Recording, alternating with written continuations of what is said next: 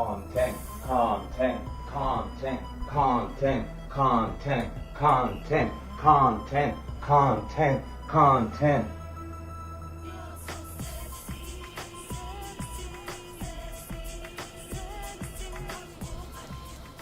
Here we are. Whew. Let's see. True Crime YouTube Streets. Let's see who we got here today.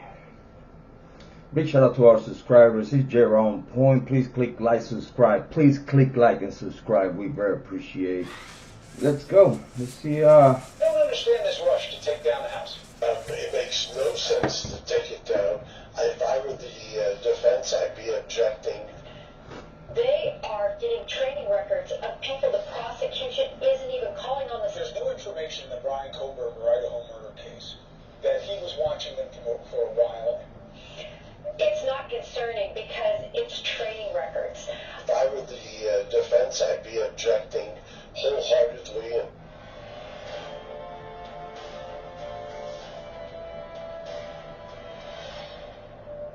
This is reporter Jessica Alibis. Oh my gosh, you guys, today we have so much stuff to get into. I found some more connections. You're not going to believe what's really going on, but let's get started. Today we're going to be talking about Bryan Kohberger, Dylan Mortensen, and the real reason that Murphy the dog was left unharmed. And we have some breaking news on the Idaho student case. As always, Bryan is innocent until proven guilty. However, because he is the one under arrest and sitting in jail, I'm going to speak to this case in terms of Bryan Kohberger. Bryan has a July 24th deadline, which is weeks and weeks past the original deadline to either provide an alibi or not to the prosecution. And a lot has been made over the fact that the prosecution is allegedly not giving the defense everything that they want. But the same thing is happening from the defense team. They should have provided that alibi on time, and instead they've requested and gotten an extension from the judge. And I'm going to talk about Dylan and why I believe Murphy the dog survived in just a moment, so please stay. So right away we could tell that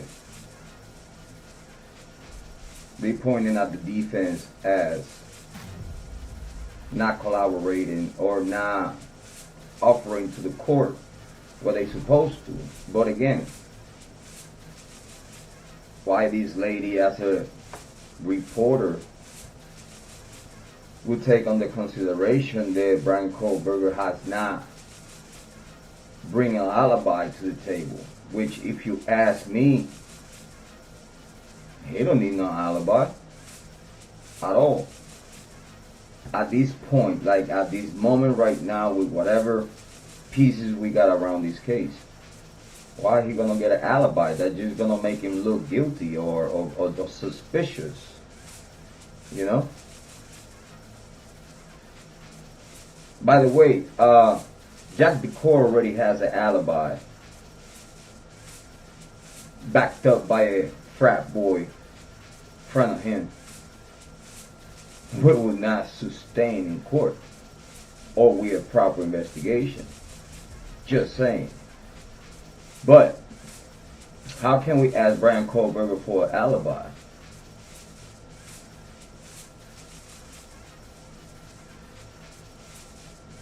Why? It's not really, I believe, necessary, if that was the right word to call it. But no. And then about Murphy the dog. Come on, man. You gonna tell me that while they were all partying, Murphy the dog was locked in one room?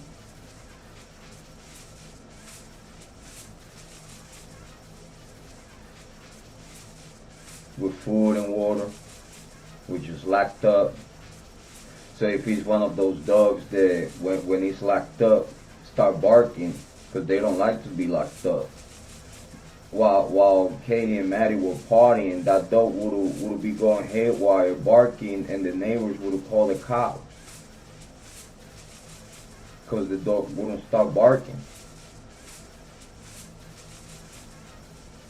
So if you ask me, while everyone was partying, Murphy the dog was with someone in the house. Or somewhere with someone.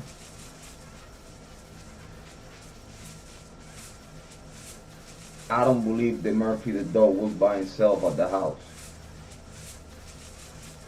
Don't believe that. But let's continue. With me, the prosecution was legally entitled to that alibi weeks ago, and Judge extended it. So information is being withheld, in my opinion, by both sides in this case. However, I have to say that I think the defense is doing a great job of getting their case out there to the public, and Taylor is speaking to us through her defense motions. I've heard some people on social media say that Bryan doesn't have to have an alibi because he was asleep, and I just want to share that his cell phone was being turned on, it was being turned off throughout the night, it was pinging off of different cell phone towers, so it appears he was out and about doing something. So it seems like they would have video footage of him somewhere doing something if he had an actual alibi. I don't think. But here's the thing. From where you heard that his phone was turning on and off through the night, who told this reporter that Bryan Kohberger's phone was turning on and off through the night? Who told this lady that? Is nowhere to be found. Is nowhere mentioned. And of course, if he was out and about, it would be a trail of camera footage. It would be a vehicle forensics that would say what happened that night with the vehicle. The cell phone data right now is unreliable. The car narrative right now as we speak is unreliable. This is the stuff that they use for the probable cause for an arrest. It's not reliable. You have to prove, you have to 100%. You cannot just guess, you have to 100% identify the vehicle. And make sure that that cell phone data is accurate. To not take no chances that put the case in risk.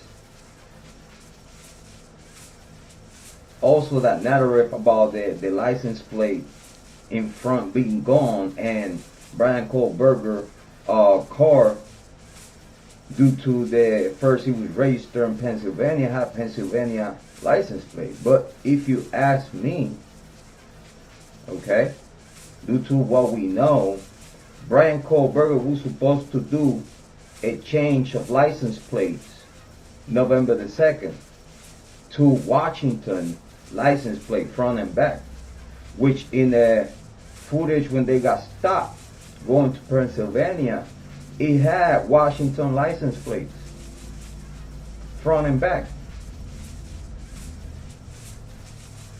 So now with the license plate and the car and all this stuff, it needs to be proven without the benefit of the doubt. And again, if there's no connection with the case, all the circumstantial stuff goes out the door. Because if you don't have any connection of Bryan Kohberger with the victims, all circumstantial evidence don't mean nothing. You have to have a connection. Let's continue. I think he would be sitting in jail from December 30th to today if he could exonerate himself. But no, we legal loopholes, they've been keeping Bryan Kohberger locked up. The last chance that Bryan Kohberger had the chance to get bail, they applied for the death penalty. Because if they wouldn't apply for the death penalty, they would have to let him go. They would have to give him bail and fight this case from the outside, which we believe the Moscow PD, University of Idaho, the whole state would hurt the outrage from the people that believe that he's guilty. Well, at least they will make it look like that it was an outrage of why Bryan Kohberger is fighting his case from the outside. So due to that, right before their time limit expired, they applied for it with 5 different reasons for a death penalty, but they all need to be proven in the court of law without benefit of the doubt, especially when it's a death penalty. You have to prove the felony burglary. First, you have to prove the burglary to then get to the burglary felony or felony burglary to then prove that he killed these 4 victims. You can't just prove that, oh yeah, he killed these victims. You can't even prove if he went inside of this house and how he went out how he went inside of this house, through where he went inside of this house. What was the method? You need to explain yourself in court. You cannot just take conclusions for face value and think whatever you think and just put the pieces out of invention and out of a great imagination. You can't just do that in the court of law. You have to talk, speak, and show you proof and evidence accordingly. Everything has to make sense and have proof of it. Just continue. He is innocent until proven guilty. So his car was missing that front license plate. In Washington State, they require a license plate on both the front and the back of the vehicle. So, who told you what? Who told you that his car has the front license plate missing? Because the only way to know that it would be when they arrested him in Pennsylvania. When they arrested him in Pennsylvania, then the cops during the investigation could have pinpointed that the front license plate was gone. So that means that he had the old, he went across the states with the old license plate. That's impossible. The cops in Indianapolis, in Indiana, they would have given him a ticket. They wouldn't let him go if he didn't have proper license plates. So he had a valid Washington front and back license plates. So how this lady, so-called reporter, would say that Bryan Kohberger car has license plate missing? What? Make no sense, lady. But do you know which state does not require a license plate on the front and the back? Pennsylvania. Pennsylvania only requires a license plate on the back of the vehicle. And the white sedan picked up on the one video that we have only has a license plate on the back and not on the front. And guess what that means, lady? That the cops has the wrong car, lady. Did you learn something today? I hope you do. All respect to you. Your quality analysis in true crime is -0. 0 reporting, quality control is terrible. I have to let you know, respectfully. You have 0 skills in true crime. That means that they have the wrong guy. Capiche? Okay? Bryan Kohberger, 2 license plates from Washington, brand new, November the 2nd. The card on the camera, no license plate, right? None in front. What make you believe that Bryan Kohberger is gonna drive that one night with the all license plate when he risking getting stopped? Obviously, he already knows that he's pretty sweet. The cops got a sweet spot for him. He keep getting pulled over and bullshit, right? So do you think that due to that he probably know that, you know, cops got it out for him or somehow? He's just gonna use for the night the all license plate, that he has a bigger chance to get caught They're using the brand new license plate. He gonna look normal. Washington license plate, normal. Why they gonna stop him? No reason. Valid license plate. But if he had one license plate through the night that this allegedly happened, and he said all license plates, as soon as any cop pass by him, he's gonna send the sensor is gonna send an alert to their computer, which the cop will stop this vehicle. And if he had anything to do with this massacre, it would be mad evidence about it. So again, lady, like your takes and the takes of all the content creators in YouTube are very off from reality. Respectfully. It's just my opinion. Y'all don't have no idea how to properly analyze simple data. Common sense, matter of fact data. Let's continue. I've seen a lot of people in the comment section wondering about Bethany and Dylan. Now, some people seem very suspicious of the two roommates, so let's dig into this a little bit more. Of course, because they waited 8 hours. That's a whole working shift. 8 hours to report it, and people in and out the house doing what? You obviously was not in shock because you started calling people. Allegedly, you texting between you and Bethany. Obviously, you're not in shock. You just try to find out how the fuck to cover this shit up. Or how the fuck to get yourself out of this shit. How to figure it out. Hold on, let me call it sorority. Let me call it fraternal guys. One of them is laying down on the floor. Almost in the living room. Let's say in the living room. You cannot deny what happened that night. And you didn't call the cops. You didn't call 911. You could have saved someone's life, Dylan. You knew you could have saved someone's life, but you waited until they were dead. And then played things around them. You knew if you would have saved one of them, they would have pointed at you. They would have pointed at you.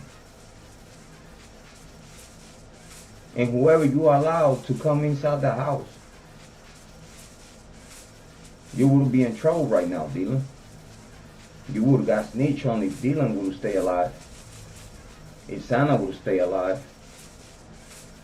I believe you would be in jail right now with 3 or 4 other people. Let's continue.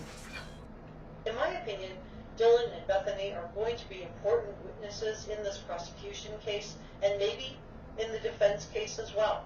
Dylan is the only eyewitness that we know of who saw a masked man with bushy eyebrows dressed all in black, and Bethany saw a man who had removed his clothes and exited out the patio doors.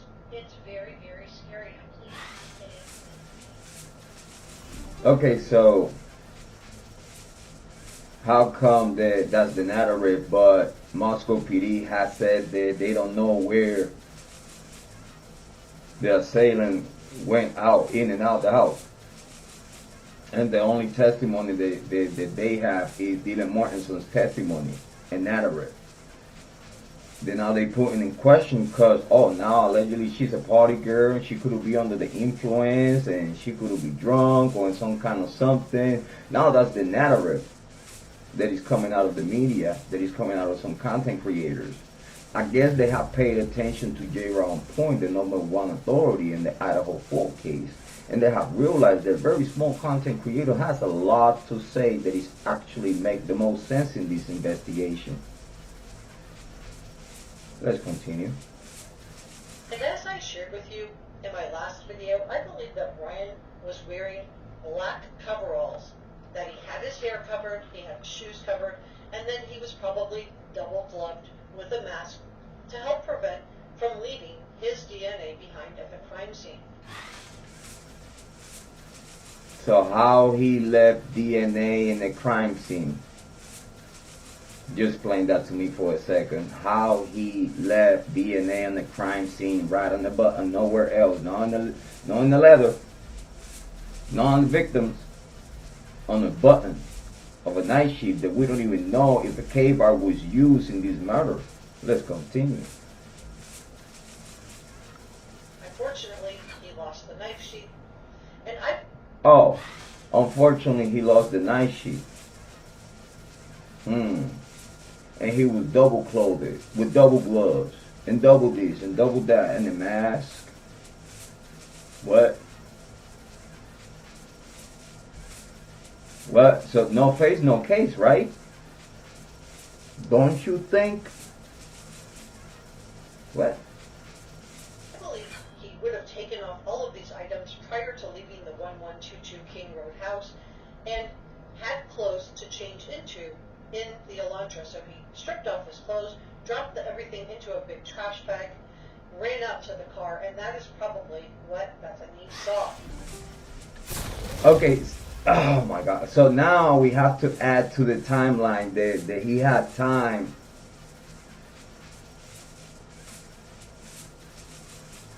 after he killed the victims. He had time to take all his clothing off, which due to that clothing would be soaking in blood. You would still see blood spatters and stuff like that. I believe they would be pretty impossible to hide footprints, bloody footprints and stuff like that, like barefooted footprints and stuff like that. It's only one footprint that's very particular, only one footprint, but that could be from anyone in the crime scene through the whole 8 hours. So this lady gonna tell me that he double clothed and all this other stuff. He had time to take his clothes off and put it in a bag and then run butt naked out the house and then get dressed inside of the vehicle and then left. No type of trace, DNA tracing and nothing like that. That's what you saying, lady? Like, he wouldn't have blood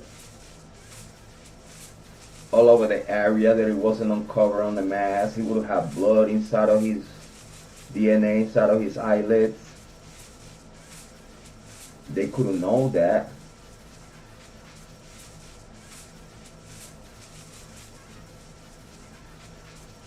But the lady wants us to believe that he took his clothes off, boots and everything, put it in the bag, and he ran out the house. And it was no blood spatters and nothing, like no footprint, no, listen, you know they light that whole kitchen up, and if it was any footprint, it would have shown. So they would speak right now about where he left. It don't matter if Dylan Mortensen would have said that or not. They would have seen the trails of barefooted footprints in the floor.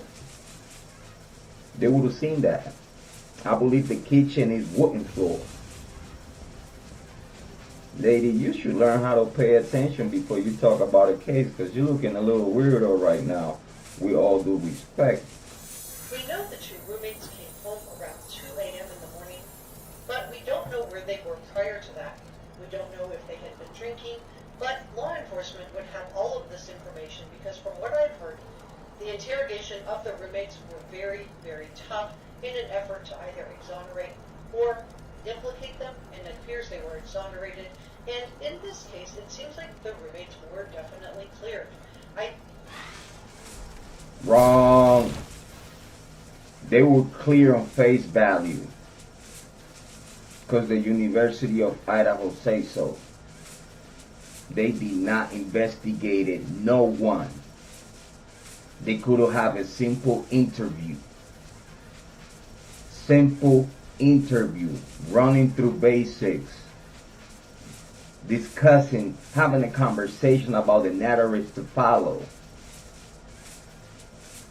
But if you realize it's not one document that confirms that the inner circle, friends, ex-partners, actual partners now, up-to-date partners, enemies, family and friends, sorority, fraternity people, all the people in the inner circle within communication and something particular, personal living, personal bonds. with these victims. They did not investigate it. No one. Is not one investigation done on no one of the inner circle that there is confirmed by paperwork. Not one family member, not one friend, not one ex-partner. And Jack, this still came up with an alibi. That is not good if it gets investigated. If it gets put through to the test in court, it will not stand. Because then with a proper investigation, the technology and any other common sense procedures will tell you if the inner circle has any blame fault in this case. The 8 hours is key.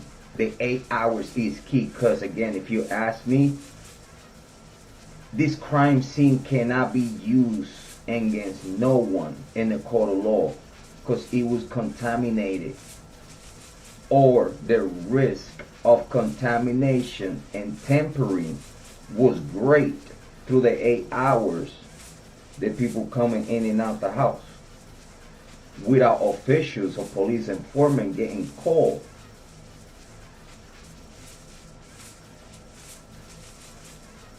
My expert opinion, if you ask me, this crime scene cannot be used against no one in the court of law at all. Not against no one. I repeat, not against no one. Because then now you have to prove without benefit of the doubt not using the crime scene.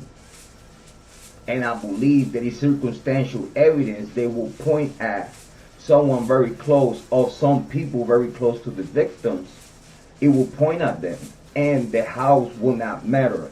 Everything else besides the house won't matter because it's connection between them and the victims. It's a motive. It's a reason. It's more of a passionate target. Capiche? Just please use your brain properly and keep it healthy, thinking positive. You know, sometimes the evil in you will poison your mind and not let you think pretty much. I mean, respectfully, lady. Just saying respectfully. If you don't have no evil in you, you shouldn't be able to talk in the way you talk. I'm just saying. I think it's really sad that people are still implicating these roommates because besides the 8-hour time gap, and they have not had their chance to speak, they've been stuck under this gag order. But it seems like their only crime was surviving the attack on their roommate.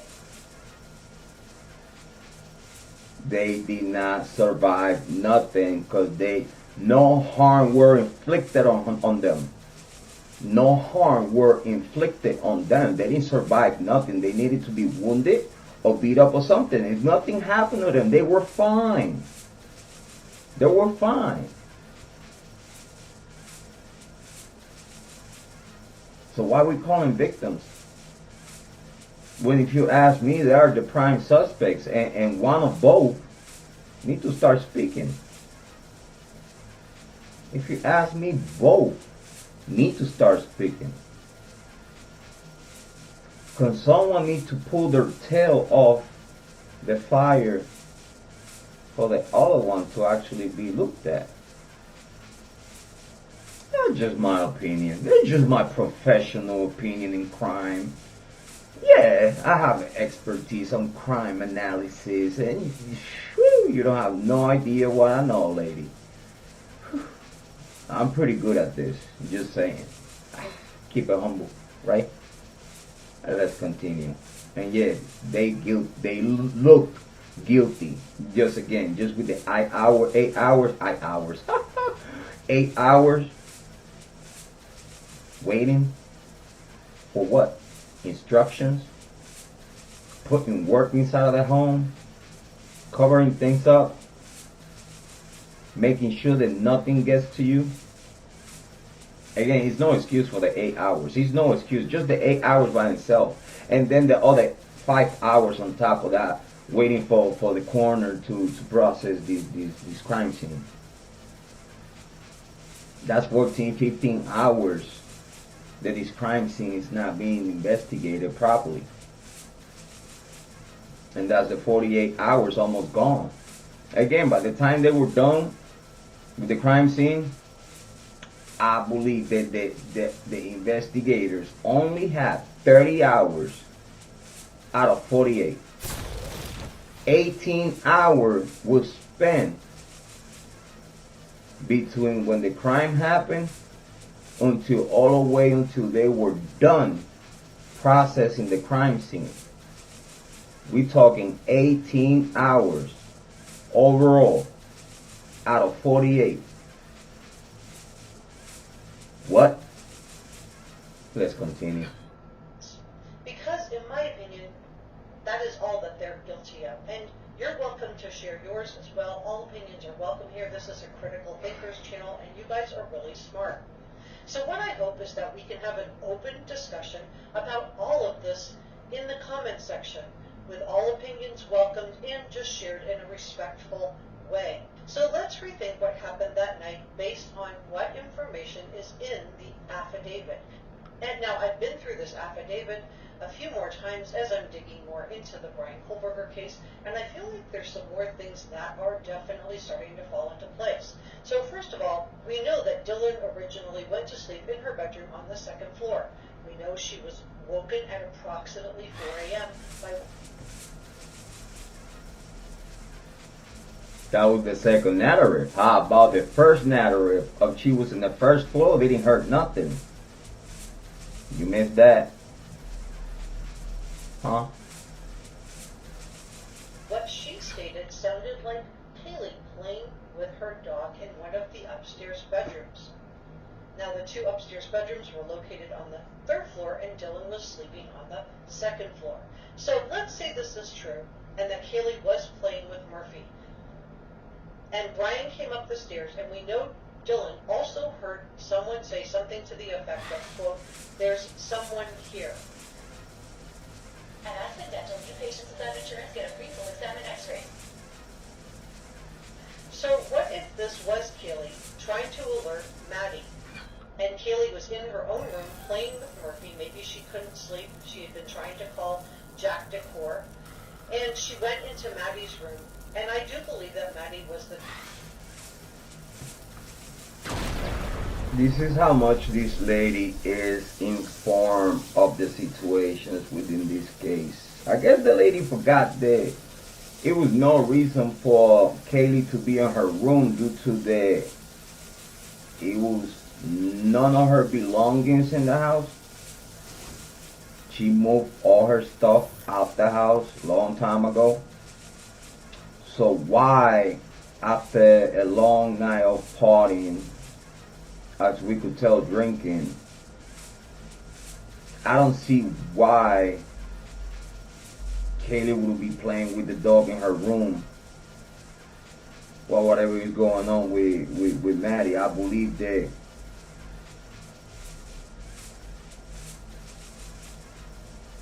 dealing her the stumps and banging in Maddie's room. People yelling and screaming for help. The dog going her wide, going wire.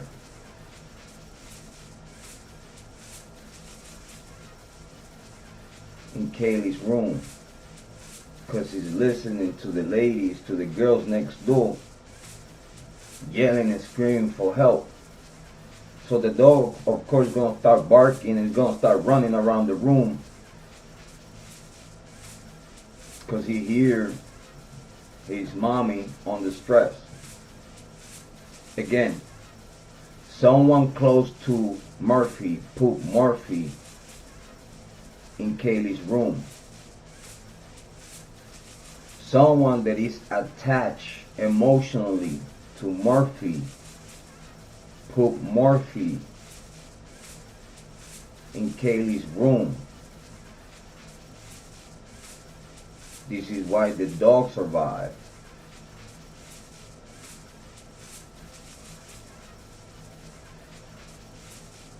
Kiely was not in her room. It was nothing there for her to be there. it was no reason for Murphy to be by himself in Kiely's room with nothing there. We believe that Maddie and Kiely were in the same room, sharing bed for the night. Murphy was with them, and someone got to the home very familiar to them. Said, hold on, I want to talk to you. Put Murphy in the other room. And things happen.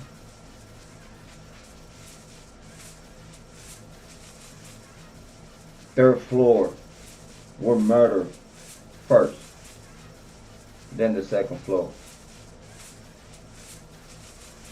Due to they were possible witnesses and they wouldn't comply with what happened.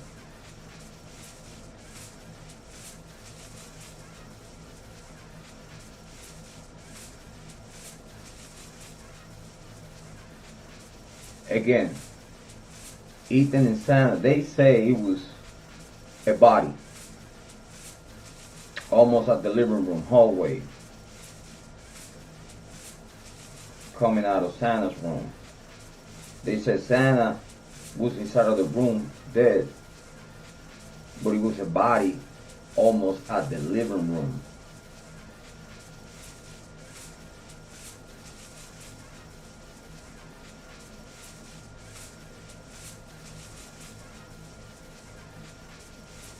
So Ethan and Santa hear the commotion.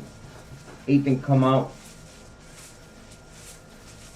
try to see what's going on, talking to Dylan and Bethany or whatnot.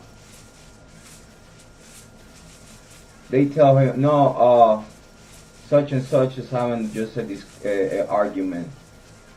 They're having a fight upstairs. That's why probably Ethan didn't intervene right away. But I believe that whoever the peoples, they were on the second floor. The peoples, because I believe it was two guys. And the third floor. We believe it was two guys in the second floor.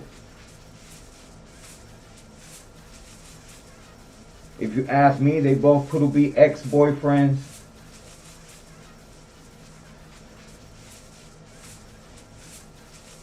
Sex partners.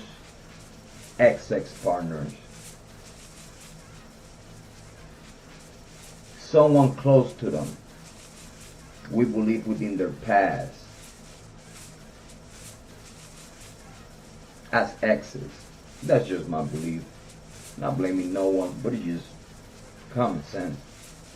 Because what is right now out there don't make no sense. So I'm gonna leave it here. Lady, before you talk about all these nonsense, please get your facts straight. Because respectfully, everything that you're saying right now just don't make no sense.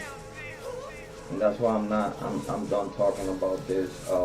It just makes no sense.